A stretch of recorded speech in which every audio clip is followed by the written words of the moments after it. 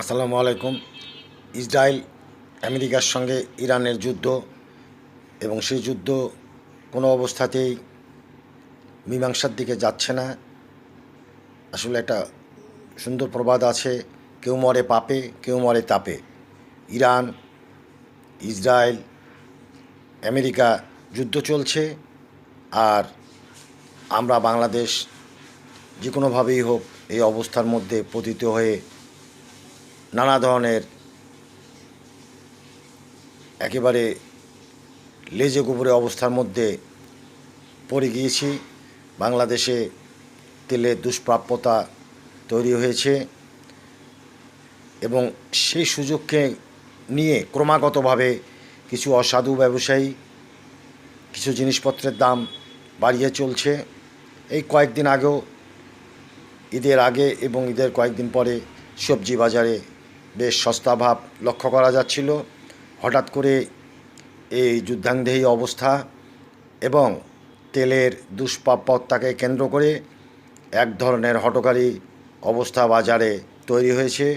বাংলাদেশ সরকারকে এ ব্যাপারে যথেষ্ট কার্যকরী পদক্ষেপ গ্রহণ করতে হবে, যাতে করে অসাধু ব্যবসায়ীরা আর এগোতে না পারে এবং যে অবস্থায় এগিয়ে গেছে সেখান থেকে যেন তাদেরকে ব্যাক করে স্বাভাবিক অবস্থা বিরাজ করানো যায়, সে ব্যবস্থা তৈরি করতে। অনেকে বলতে চেষ্টা করেন যে বিএনপির দুর্ভাগ্য, সরকার গঠনের পরপরই এরকম একটা যুদ্ধাংদেহী অবস্থার মধ্যে পড়তে হলো। আমি এর সঙ্গে একটু যুক্ত করতে চাই, বিএনপির দুর্ভাগ্য নাকি জামাত বিরোধী দল হওয়ার জন্য জামাতের দুর্ভাগ্য।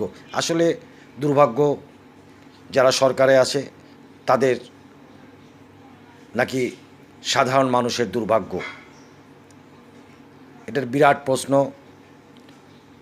আমরা যারা সাধারণ মানুষ, দুর্ভাগ্যের ফলাফল কিন্তু তাদেরকে ভোগ করতে হয়।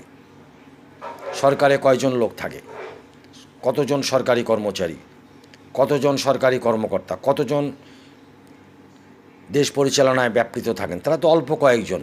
আর বৃহৎ জনগোষ্ঠী হলো সাধারণ মানুষ, তাদেরকেই এর খেসারত দিতে হয়। যে কোনোভাবে হোক যারা ক্ষমতায় আসীন থাকেন, ক্ষমতা রাষ্ট্রপৃষ্ঠে থাকেন, গণতান্ত্রিক পন্থায় পার্লামেন্টারি সিস্টেমে বিরোধী দলও সরকারের অংশ। কাজেই সরকারের যদি দোষ হয় সেটা কিন্তু বিরোধী দল পাশ কেটিয়ে যেতে পারেন না।